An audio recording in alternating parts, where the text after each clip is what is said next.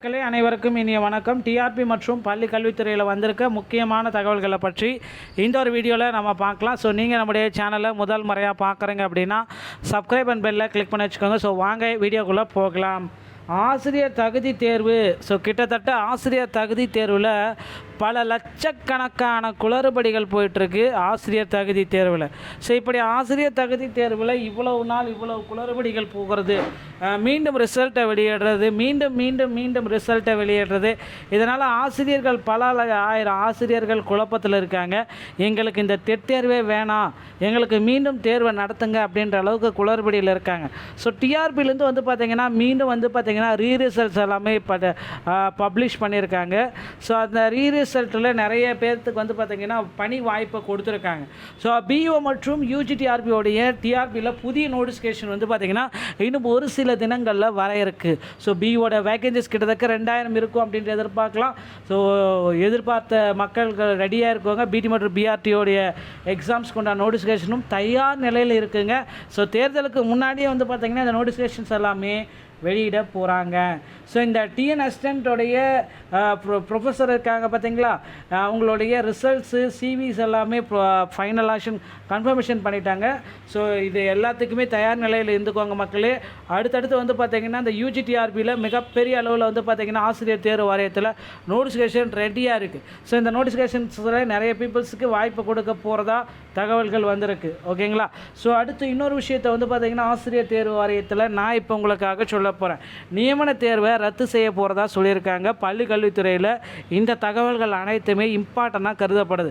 So நியமன தேர்வுன்றதே ரத்து செய்யலாம் அப்படின்ற மாதிரி ஆலோசனை கூட்டங்கள் எல்லாமே நடைபெற்று வருது.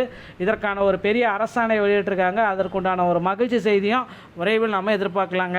ஸோ டெட்டில் பாஸ் பண்ண அப்படின்றதுக்கு உண்டான மார்க் வந்து பார்த்திங்கன்னா 40%.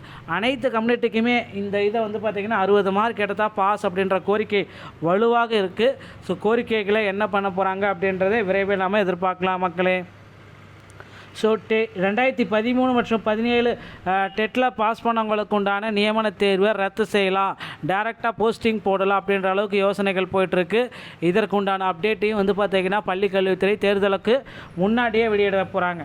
ஸோ அடுத்த ஒரு விஷயம் வந்து பார்த்திங்கன்னா ஆசிரியர் தேர்வு வாரியத்தில் ரொம்ப எல்லாருமே எதிர்பார்த்த ஒரு விஷயம் நடக்க இருக்குது. அப்படின்னா நீங்கள் எல்லாருமே எதிர்பார்த்துட்ருக்கீங்க பார்த்தீங்களா, டெட்டோடைய புதிய பாஸ் பட்டியலை வெளியிட போகிறாங்க. ஸோ இந்த புதிய பாஸ் பட்டியல் ஆசிரியர் தேர்வு வாரியத்தில் சில மகிழ்ச்சியான செய்திகளை வெளியிடும் அப்படின்றத நம்ம எல்லாருமே எதிர்பார்க்கலாங்க.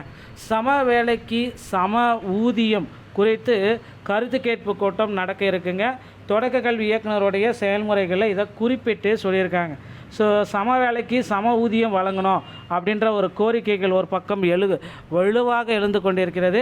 ஸோ கருத்து கேட்பு கூட்டங்கள் எல்லாமே அங்கங்கே நடைபெற்று கொண்டிருக்கிறதுனால சம வேலைக்கு சம ஊதியம் அப்படின்ற மாதிரி ஒரு பெரிய அப்டேட் ஒன்று போயிருக்கு மக்களே. ஸோ இதில் வந்து பார்த்திங்கன்னா நிறைய ஆசிரியர் பெருமக்கள் வந்து பார்த்திங்கன்னா வெயிட்டிங் லிஸ்ட்டில் வைக்கப்பட்டிருக்காங்க.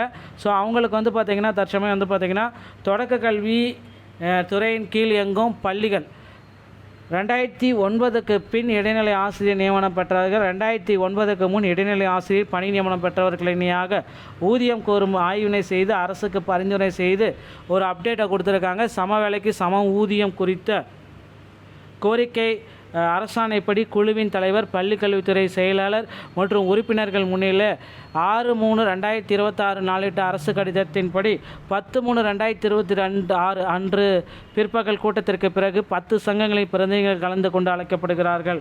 கூட்டத்தில் ஒரு சங்கத்திற்கு ஒருவர் வீதம் தவறாமல் கலந்து கொள்ளணும் அப்படின்றத குறிப்பாக சொல்லியிருக்காங்க.